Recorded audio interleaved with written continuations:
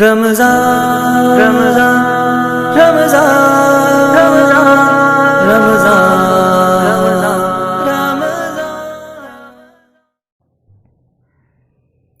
السلام علیکم ورحمۃ اللہ وبرکاتہ۔ الحمد للہ رب العالمین والصلاة والسلام علی سید المرسلین وعلی آلہ واصحابہ اجمعین، اما بعد۔ حضرات، آج کے درس کا عنوان ہے مومنوں کی صفات۔ اعوذ باللہ من الشیطان الرجیم، بسم اللہ الرحمن الرحیم۔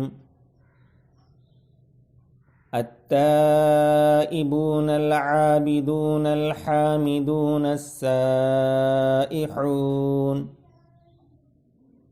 الراكعون الساجدون الآمرون بالمعروف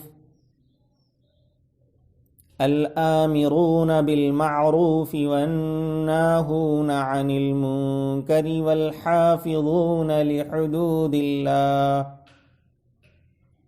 وبشر المؤمنین۔ وہ توبہ کرنے والے، اللہ کی بندگی کرنے والے، اللہ کی حمد و ثنا کرنے والے، دین کی خاطر زمین میں چلنے پھرنے والے، رکوع اور سجدہ کرنے والے، نیکی کا حکم دینے والے اور برائی سے روکنے والے، اور اللہ تعالیٰ کی حدوں کا خیال کرنے والے ہوتے ہیں۔ اور ایسے مومنوں کو خوشخبری دے دیجیے۔ حضرات، یہ سورہ توبہ کی 112ویں آیت ہے۔ اس میں اللہ تعالیٰ نے مومنوں کی 7 صفات ذکر فرمائی ہیں۔ سب سے پہلے توبہ کا ذکر فرمایا۔ یہ ایک قابل غور امر ہے۔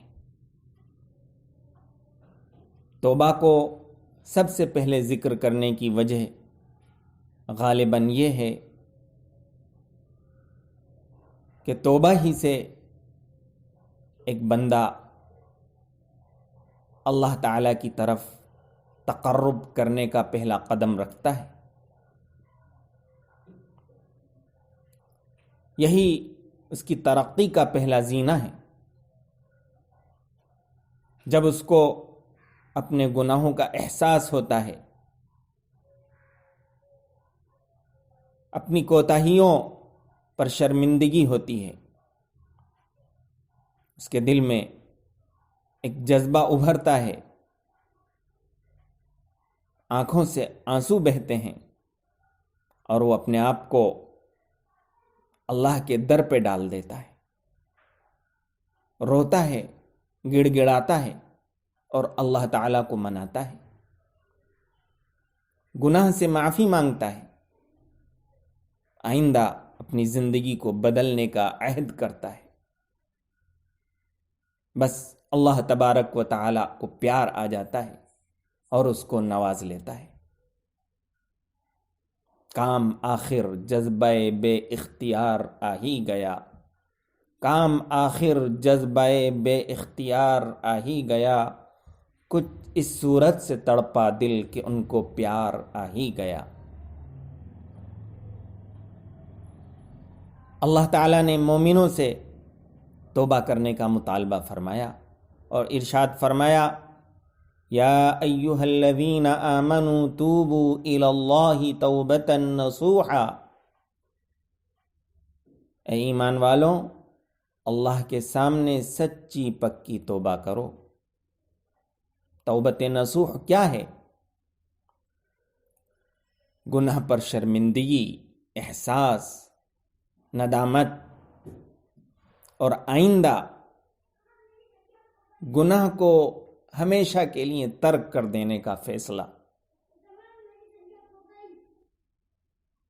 اگر دل میں گناہ کی تھوڑی سی محبت بھی ہے تو وہ توبت نصوح نہیں ہے۔ مومن کو چاہیے کہ وہ اپنے ہر گناہ سے معافی مانگے، کسی گناہ کو چھوٹا نہ سمجھے۔ حضرت بلال بن سعد رحمۃ اللہ علیہ نے فرمایا، لا تنظر الى صغر المعصیہ وانظر الى من عصیت، گناہ کے چھوٹا ہونے کو نہ دیکھو، یہ دیکھو کہ کس ذات کی تم نافرمانی کر رہے ہو۔ حضرت فضیل بن عیاض رحمۃ اللہ علیہ نے فرمایا، بقدر ما يصغر الذنب عندك يعظم عند الله وبقدر ما يعظم عندك يصغر عند الله، تم گناہ کو جتنا چھوٹا سمجھو گے اللہ کے نزدیک اتنا ہی بڑا ہوگا، اور تم گناہ کو جتنا خطرناک اور سنگین سمجھو گے، اس سے ڈرو گے، بے چینی اور بے قراری کا اظہار کرو گے، اللہ کے نزدیک اتنا ہی وہ چھوٹا ہوگا۔ عبداللہ بن مسعود رضی اللہ تعالی عنہ نے فرمایا، ان المؤمن لا يرى ذنبه كأنه تحت صخرة يخاف ان تقع عليه وان الفاجر لا يرى ذنبه كأنه ذباب مر على انفه، کہ مومن اپنے گناہوں کو خیال کرتا ہے کہ ایک چٹان ہے جو کبھی بھی اس پر گر سکتی ہے اور وہ ہلاک و برباد ہو سکتا ہے۔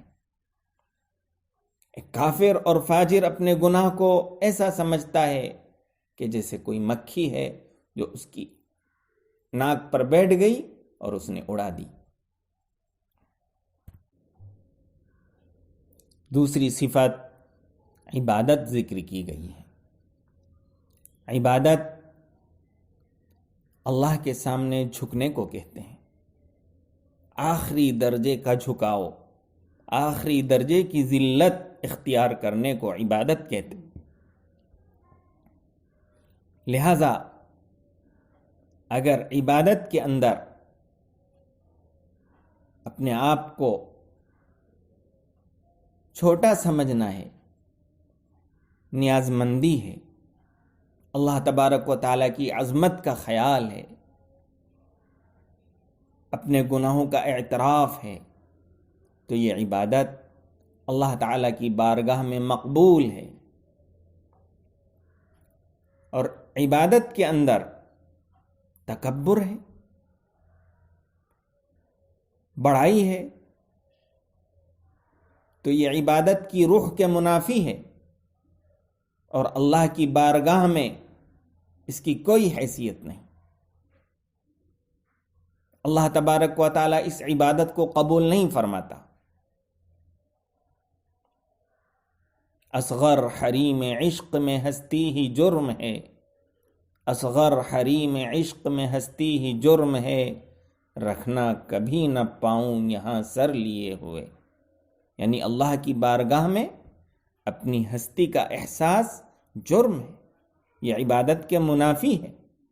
اللہ تعالیٰ کے یہاں کوئی مقبول نہیں ہو سکتا جس کو اپنی انا کا خیال ہو، اپنی بڑائی کا احساس ہو، تعلی ہو۔ ایک بندہ ہے تو اس کو بندگی کی شان سے رہنا چاہیے، اور وہ ہے اللہ کے در پہ اپنے آپ کو ڈال دینا، نیاز مند رہنا۔ حریم ناز کے آداب اور ہیں اصغر، حریم ناز کے آداب اور ہیں اصغر، نیاز رکھ کر بھی عرض نیاز رہنے دے۔ تیسری صفت اللہ تعالیٰ کی حمد ذکر کی گئی ہے۔ یہ حمد اہل ایمان کی خاص صفت ہے اور اللہ کو بے انتہا محبوب ہے، اسی لیے اس نے اپنی کتاب کا آغاز الحمدللہ رب العالمین سے فرمایا ہے۔ دل کے اندر بھی اللہ تبارک و تعالیٰ کی تعریف، اللہ کے شکر کا جذبہ ہو، زبان سے بھی اللہ تبارک و تعالیٰ کی تعریف کے کلمات نکل رہے ہوں، اور بندہ یہ کہے افادتکم النعماء منی ثلاثتا یدی ولسانی والضمیر المحجبہ، کہ آپ کے احسانات سے میری 3 چیزیں آپ کی ہو گئیں، یہ دل، یہ زبان اور یہ جسم۔ دل میں محبت ہوگی تو آپ کی، زبان سے تعریف ہوگی تو آپ کی، جسم غلامی کرے گا تو آپ کی۔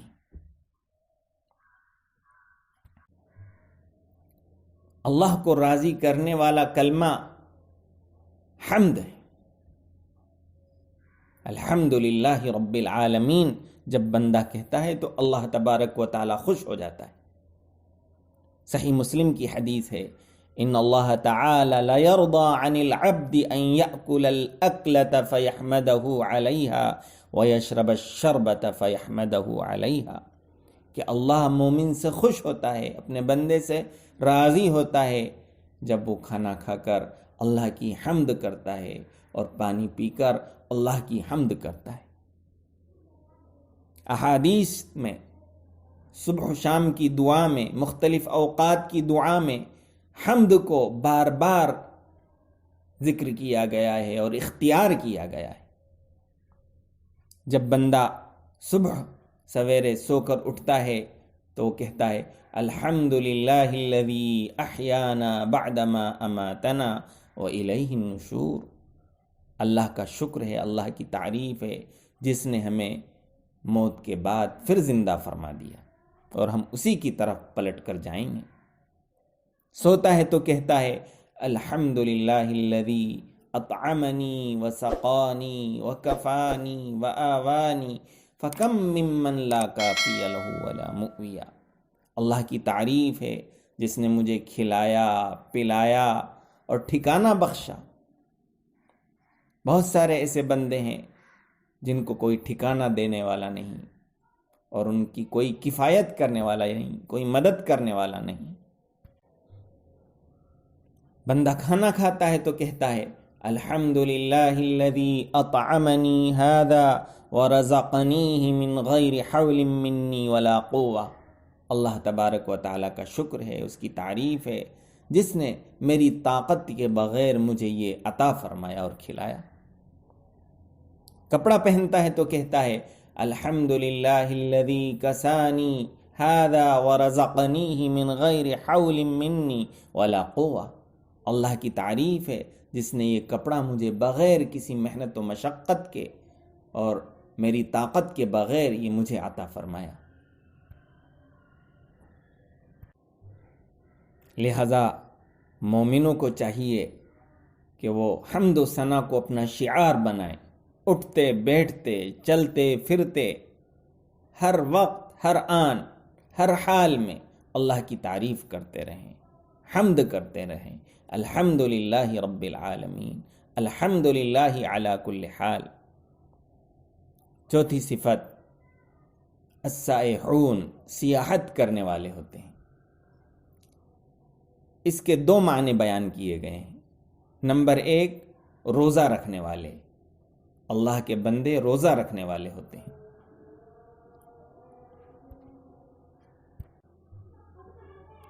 اور دوسرے معنی اس کے سیر و سیاحت کرنے کے بھی بیان کیے گئے ہیں، یعنی دین کے لیے زمین میں چلنا پھرنا، جس میں سفر ہجرت، سفر جہاد اور طلب علم کا سفر اور عبرت حاصل کرنے کے لیے زمین میں سفر سارے داخل ہیں۔ 5ویں صفت مومنوں کی یہ ہے کہ رکوع اور سجدہ کرنے والے ہوتے ہیں، مطلب نماز ادا کرتے ہیں، نماز پنجگانہ کی پابندی کرتے ہیں، اس کے علاوہ نوافل پڑھتے ہیں، ان کی رات بھی بسر ہوتی ہے تو اس طریقے سے کہ یبیتون لربہم سجدا وقیاما، اللہ کے سامنے کھڑے ہو کر، اس کے سامنے جھک کر، سجدہ کر کے وہ رات گزارتے ہیں۔ یہ رکوع اور سجود، یہ جو اللہ تبارک و تعالی نے ہمیں عطا فرمایا ہے، یہ ہمارے لیے معراج ہے، یہ ہماری ترقی کا راز ہے۔ اسی سے ایک بندہ بنتا ہے اور اللہ تبارک و تعالی کے نزدیک محبوب ہوتا ہے۔ لا یزال عبدی یتقرب الی بالنوافل حتی احبہ۔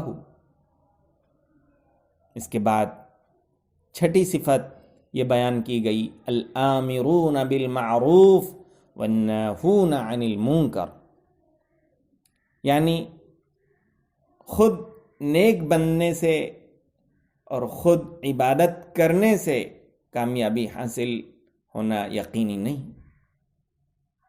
بلکہ کامیابی کی ایک بنیادی شرط وہ امر بالمعروف اور نہی عن المنکر بھی ہے، یعنی خود اپنی اصلاح کرنے کے ساتھ ساتھ مومن دوسروں کی اصلاح کرنے کی فکر کرتا ہے، نیکیوں کا حکم کرتا ہے، برائیوں سے روکتا ہے۔ اگر کوئی شخص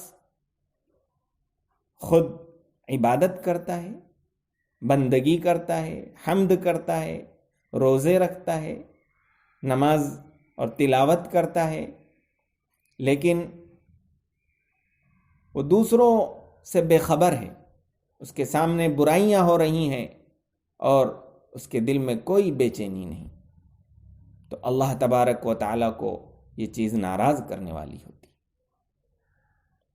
آخری 7ویں صفت ہے والحافظون لحدود اللہ، اللہ کی حدوں کا خیال کرنے والے ہوتے ہیں، مطلب حلال و حرام کا خیال کرنے والے، جائز و ناجائز کا خیال کرنے والے، فرض و واجب کا خیال کرنے والے، یعنی جو اللہ کے احکام ہیں ان کو ضائع نہیں کرتے، جو حرام ہیں ان کے قریب نہیں جاتے،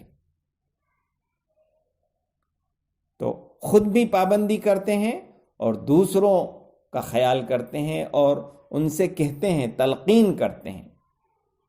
جو شخص دوسروں کو تلقین کرے، امر بالمعروف اور نہی عن المنکر کرے، لیکن خود اللہ کی حدوں کی رعایت نہ کرے، تو اس کے بارے میں قرآن کہتا ہے اتأمرون الناس بالبر وتنسون انفسکم وانتم تتلون الکتاب، کہ اے اہل کتاب تم لوگوں کو نیکی کا حکم کرتے ہو اور اپنے آپ کو بھول جاتے ہو، حالانکہ تم اللہ کی کتاب کی تلاوت کرتے ہو، کیا تمہارے اندر عقل نہیں؟ اور جو شخص خود اللہ کی حدوں کا خیال کرنے والا ہو لیکن لوگوں کو نیکی کا حکم دینے والا نہ ہو، برائیوں سے روکنے والا نہ ہو، تو اس کی مثال حدیث شریف میں یہ دی گئی ہے کہ نیچے کشتی میں نیچے کے طبقے والے لوگ سوراخ کرنا چاہتے ہیں اور اوپر طبقے میں جو لوگ بیٹھے ہوئے ہیں وہ کہتے ہیں کہ ہمیں کیا غرض، وہ جانے ان کا کام، تو وہ بھی ہلاک ہوں گے اور اوپر کے طبقے کے لوگ بھی ہلاک ہوں گے، لیکن اگر ان کا ہاتھ پکڑ لیتے ہیں تو وہ بھی بچیں گے اور اوپر والے بھی بچیں گے۔ فَإِنْ هَلَكُوا هَلَكُوا جَمِيعًا وَإِنْ أَخَذُوا عَلَىٰ أَيْدِيهِمْ نَجَوْا وَنَجَوْا جَمِيعًا۔ لہذا ہم دعا کرتے ہیں اللہ تبارک و تعالیٰ سے کہ اللہ تعالیٰ ہمیں ان صفات کا حامل بنائے اور اللہ تبارک و تعالیٰ ہمیں ایمان کی دولت عطا فرمائے۔ وآخر دعوانا ان الحمد للہ رب العالمین وصلی اللہ